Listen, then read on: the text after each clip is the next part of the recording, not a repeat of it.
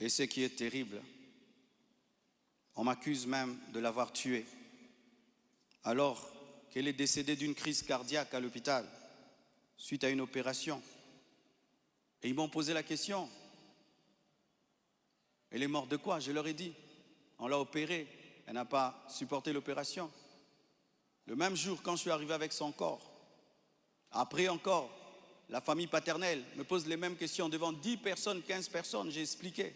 Ils savent de quoi elle est morte. Et aujourd'hui au Congo, si tu deviens grand, donc tu tues les gens. Quiconque meurt à côté de toi, c'est toi qui le tues. Le jour que Dieu t'élèvera, tu comprendras ça. Tu dois prier que tout le monde vive 90 ans.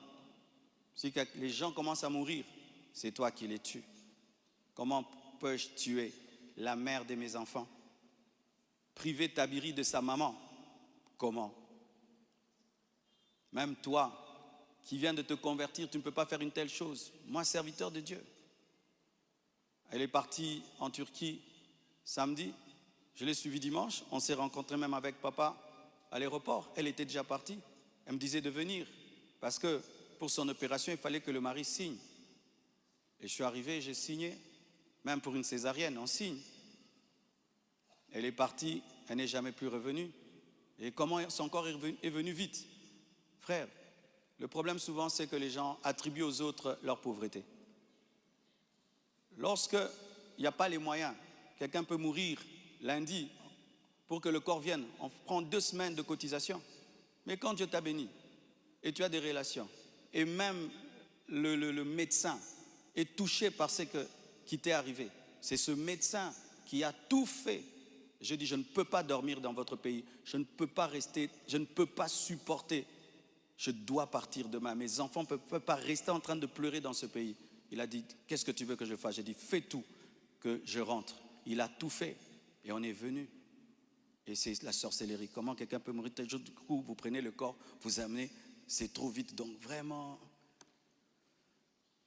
c'est terrible, terrible. Vraiment le niveau de raisonnement que les Congolais nous avons atteint, vraiment. Vraiment que les écoles recommencent, je ne sais pas, vraiment. C'est terrible. Des fois, je me dis, tous les derniers de la classe qu'on ne voyait plus, ils sont remplis maintenant, là-bas.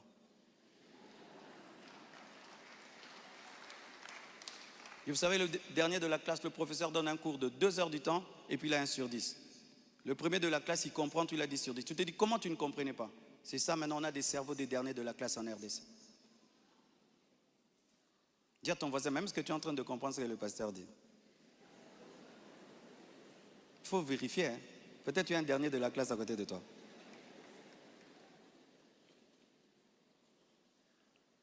Tout cela n'est rien d'autre qu'un chantage, motivé par l'appât du gain, car cette personne me dira, donne-nous l'argent, nous avons des voices, sinon nous allons te détruire.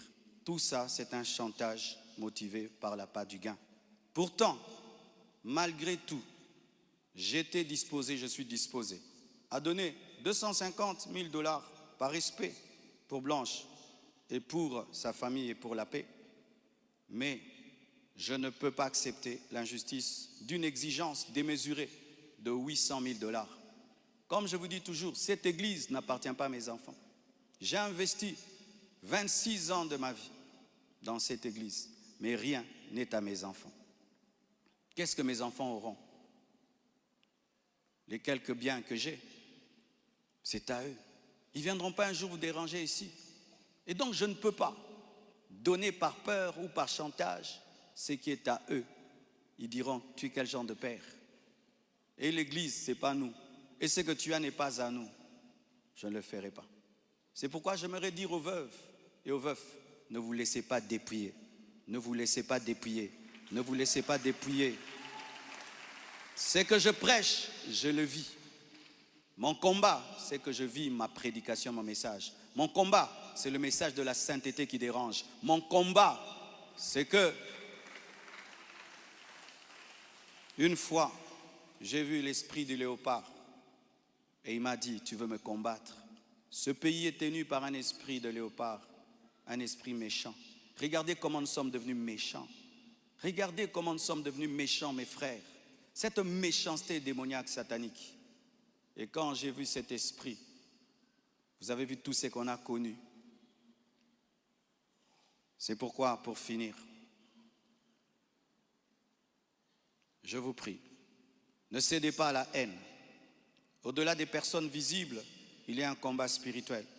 C'est une attaque de l'esprit de léopard que Dieu m'avait déjà révélé.